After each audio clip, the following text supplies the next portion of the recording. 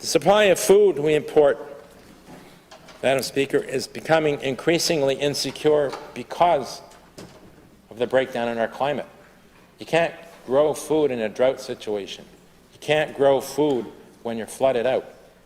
And we're seeing in those regions of the world where we import much of our food from long-term, multi-year, punishing droughts.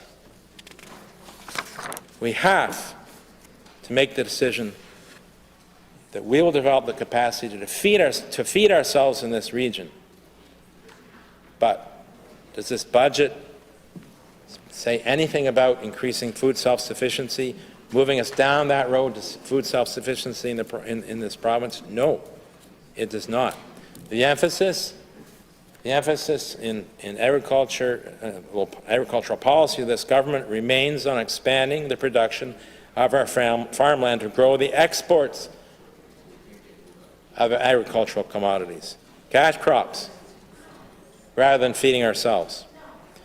This entrenches long supply lines, which not only puts food security at risk, but anchors us to the fossil fuels that transport our food supply over long distances. The shorter our supply lines for the food we need, the more we curtail the use of fossil fuels to import essentials like food. And, Madam Speaker, it's not only our dependence on fossil fuels, it's trampling on the limits of what the environment can sustain and on the limits of what people can endure. The degradation of our forest ecosystems continues apace as we careen towards species extinction and ecosystem collapse.